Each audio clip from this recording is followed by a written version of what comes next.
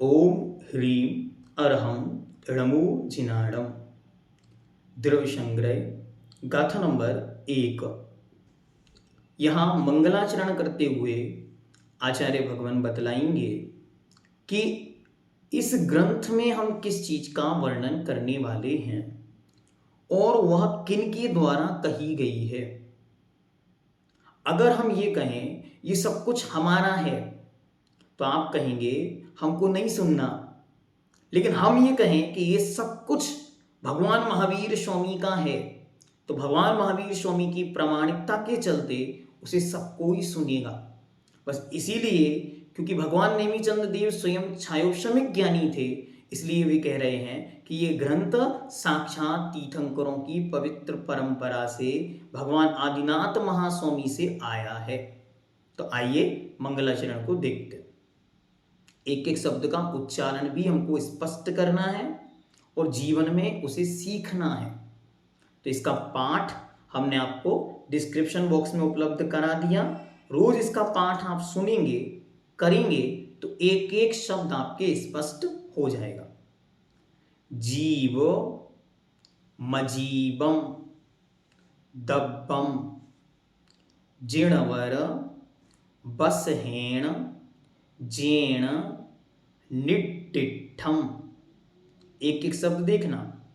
निट्टिठम देविंद बिंद बंदम बंदे तम सब्बदा सिरसा।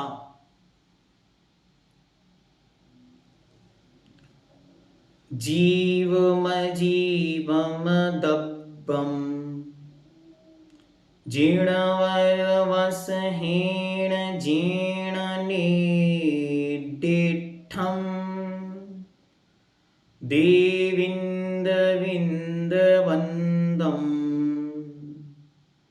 वन्दे तं सब्बदा शिरसा।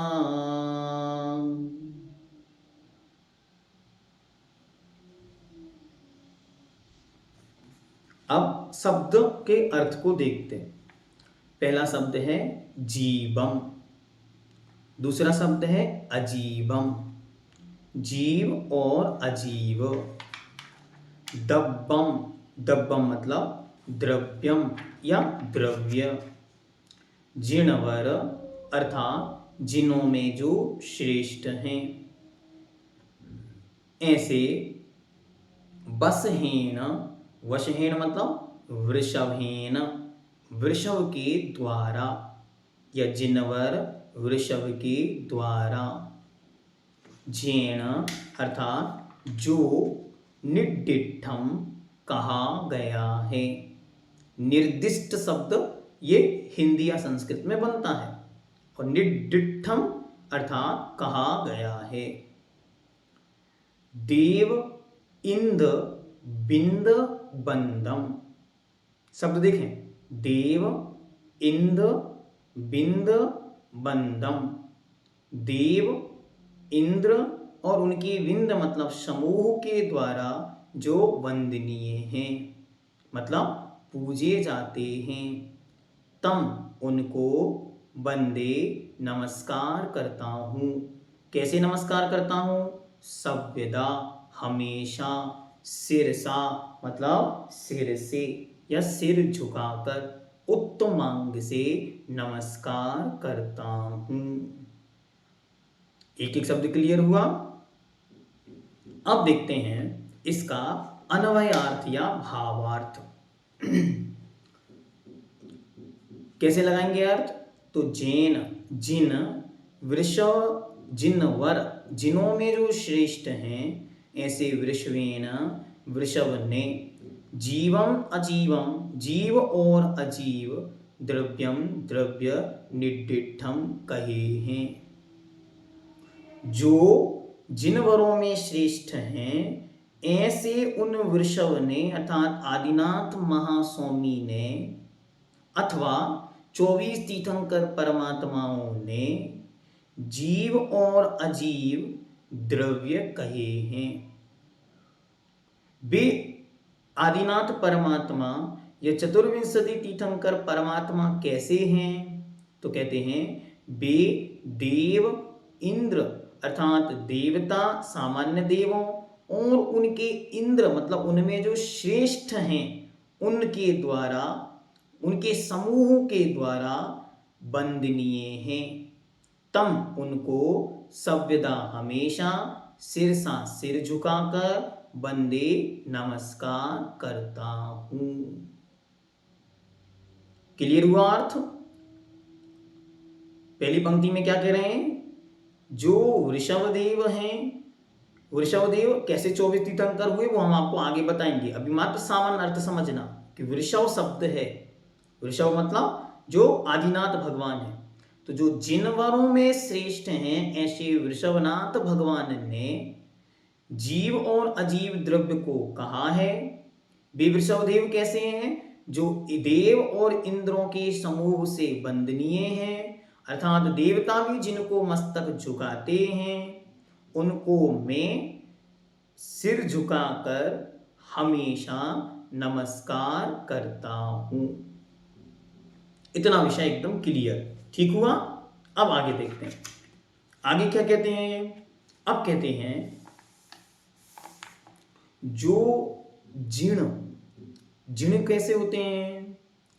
जो अपने जयति इति जिनः कर्म अरितीन जयति इति जिनः, जो अपने कर्मों इंद्रियों और मन को जीत लेते हैं उनका नाम जिन है।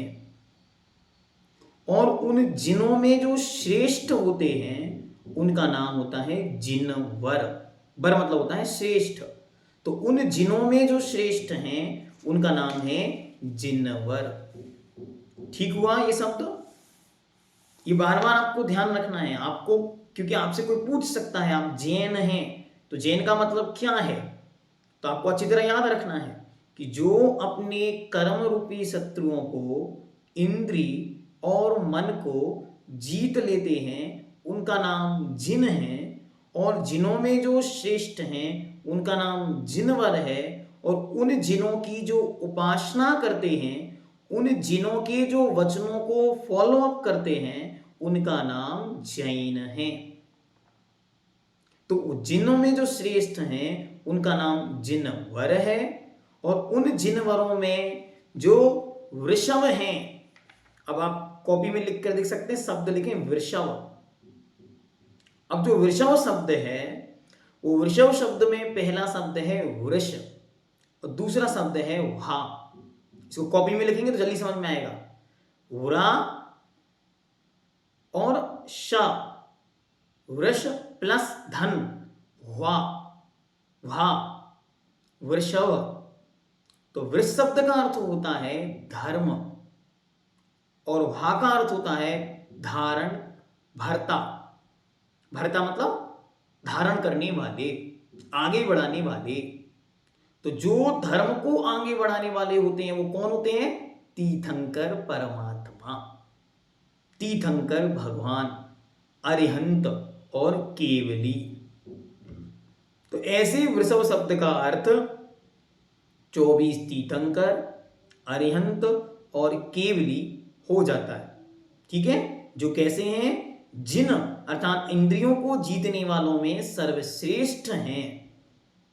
और वर्तमान 24 में पहले तीर्थंकर भगवान का नाम भी वृषभनाथ है, ऋषभनाथ है।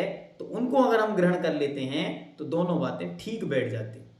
शब्द का अर्थ दिखा रहे हैं हम आपको अभी। ये अर्थ का वैभव है, शब्दों का वैभव है कि वृषभ शब्द 24 तीर्थंकरों का वाची भी है, वृषभ शब्द आदिनाथ भगवान का भी वाची है। तो फिर से जिनवर, जिनों में जो श्रेष्ठ हैं ऐसे वृषभ। वृषभ शब्द कैसे लिखना है? तो वा नीचे री की, ऋषि की रेफ और शा तो वृष। वृष मतलब हो गया धर्म और प्लस करो वा, भा मतलब भरता, भरता मतलब स्वामी, नाथ पालने वाले, आगे बढ़ाने वाले, पति।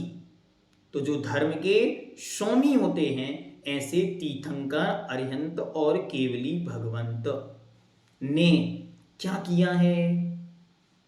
जीवम अजीवम दब्बम, जीव और अजीव द्रव्य को कहा है।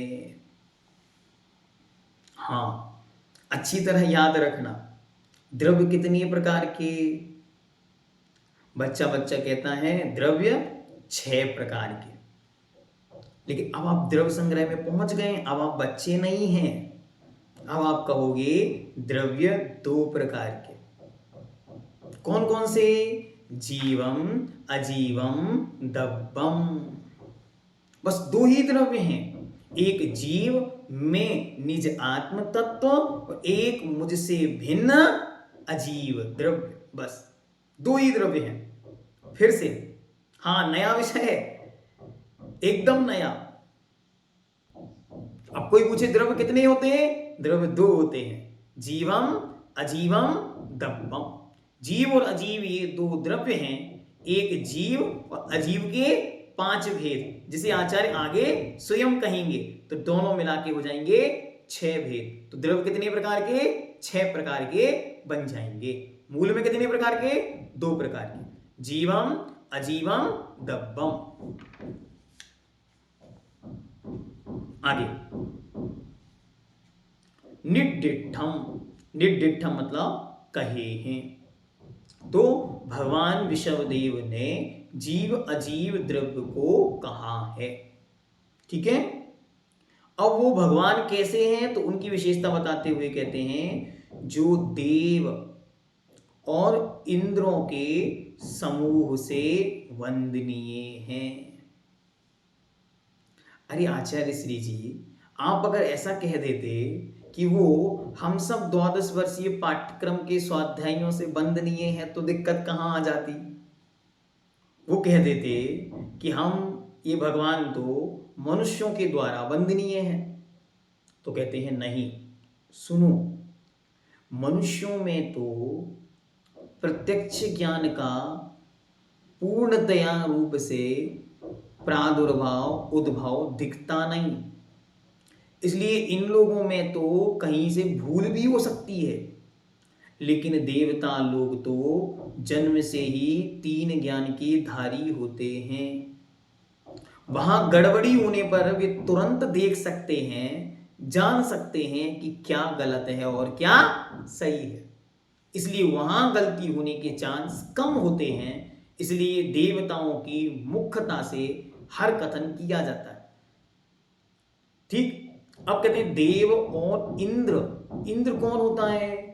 जो उन सब में श्रेष्ठ होता है, प्रधान होता है, आज्ञा और ऐश्वर्य वाला होता है, उसे इंद्र कहते हैं। और विंद मतलब क्या होता है? विंद मतलब होता है समूह, विंद मतलब होता है ग्रुप। तो देव और इंद्रों के समूह के द्वारा आप वंदनीय हैं। और आगम ग्रंथों में इंद्रों की संख्या 100 भी कही गई है कि इंद्र 100 होते हैं। कौन कौन से? तो उसके लिए एक गाथा ग्रंथों में प्रचलित है, भावनालय चालीसा, कप्पामय 24, व्यंतर देवाणु होंति 32, चंदो शूरो तिरो नरो। फिर से देखें, भवनालय 40 अर्थात भवनवासी के 40, लिख लें आप, भवनवासी के 40। फिर कप्पामय 24, कल्पवासियों के 24। फिर व्यंतर देवाणु होंति 32, व्यंतर जाति के 32, 40, 24, 32। फिर इसके बाद चंद्रमा, सूर्य, त्रियग मतलब त्रियंचों में इंद्र है, सिंह, और नरो मनुष्यों में है चक्रवर्ती। काउंटिंग करिए कितने हो गए।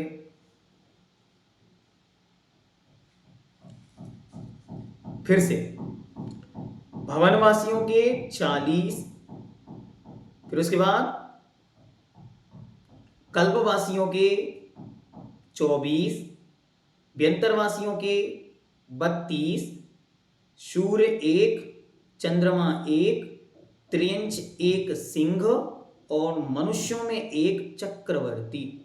इंद्र का मतलब होता है सबसे श्रेष्ठ, पावरफुल, जो आज्ञा और ऐश्वर्य में सबसे श्रेष्ठ होता है उसे इंद्र कहते हैं।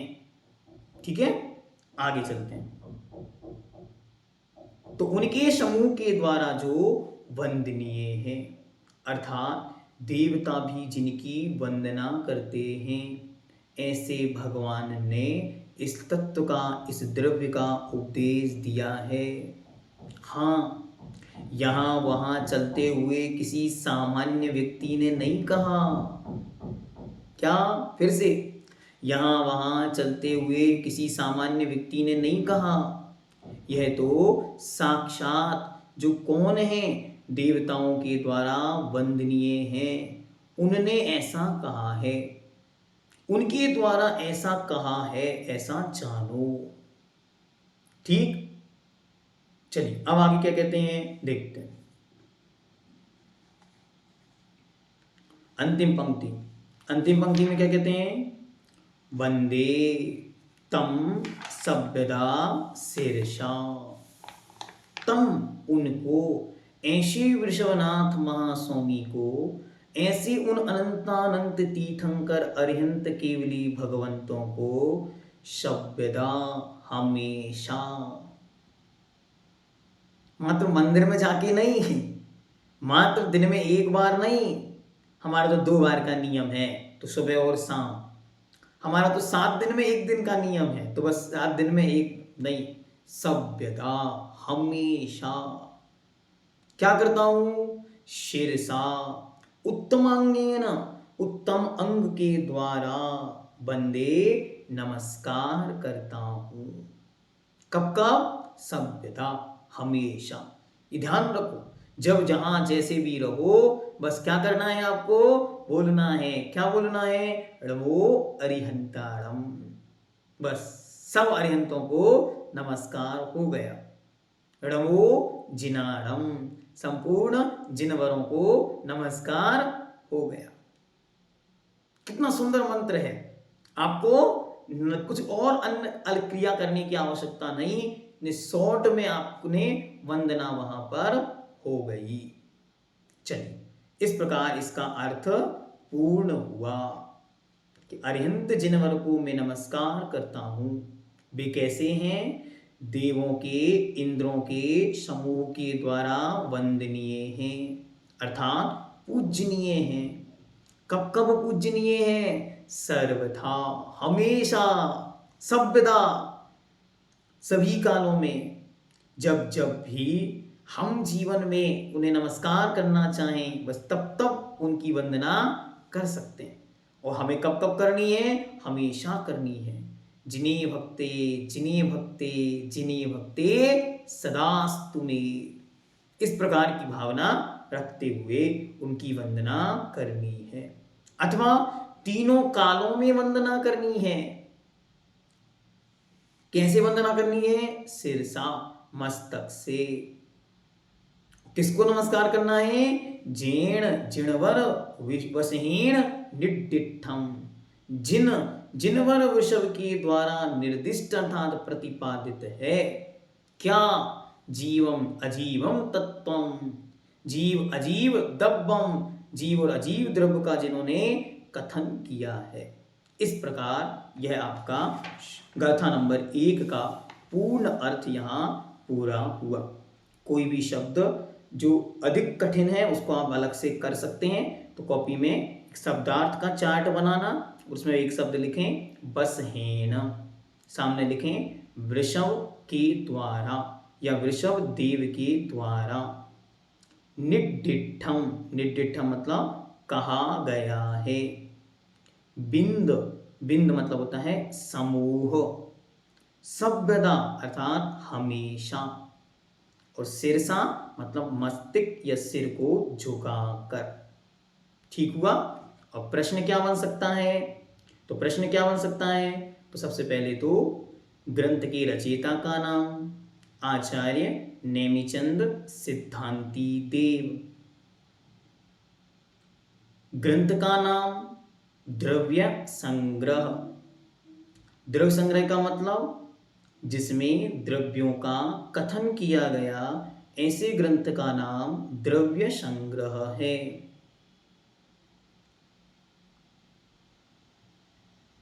इसमें कितनी गाथाएं हैं? तो इसमें 58 गाथाएं हैं। ये किस भाषा में लिखा गया? यह प्राकृत भाषा में लिखा गया है।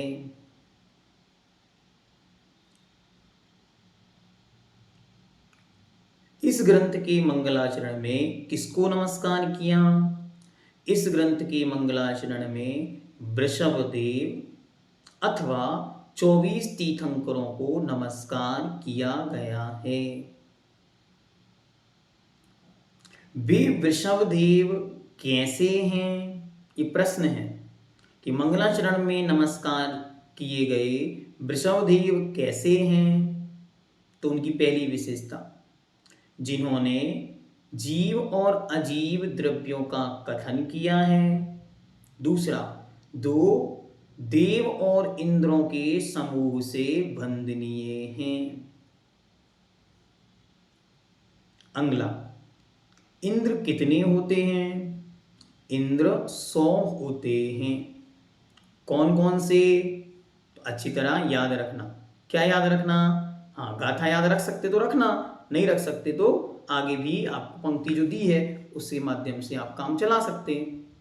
अगर आपको गाथा याद हो जाती है तो बहुत बढ़िया, ठीक है। नहीं होती है तो आप कम से कम इतना याद रखो, भवनवासियों के 40, व्यंतर देवों के 32,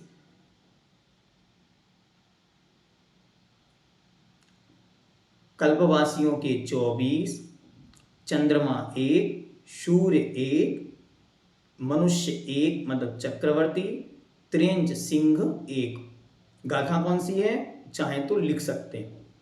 भवनालय 40, व्यंतर देवाण होन्ति 32, कप्पामय 24, चंदो सूरो नरो तिरियो।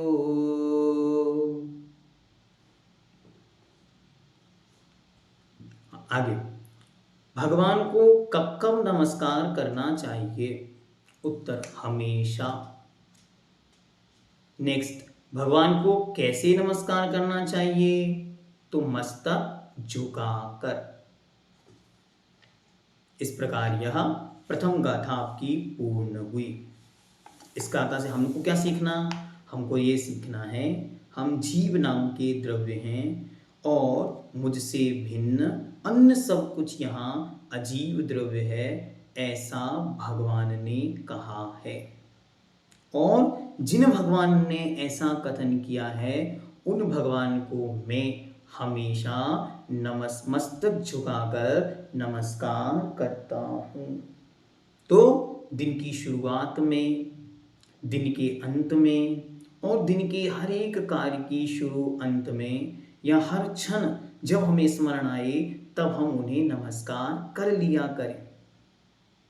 बहुत अच्छी तरह भरत चक्रवर्ती महाराज के विषय में काव्य ग्रंथों में लिखा कि उन्होंने अपने घर में जो द्वार थे उनमें बहुत सुंदर तोरण लगाए थे और उन तोरण में 24 घंटियां लगी हुई थी। जैसे ही वे वहां से निकलें और वो घंटियों की आवाज हो तो तुरंत उन्हें याद आ जाती और वे हाथ जोड़कर उन भगवानों को नमस्कार करते। तो इस प्रकार हम भी हमेशा उनके स्मरण से अपने जीवन को पवित्र, पावन और निर्मल बनाते चलें। जैनम जयतु शासनम।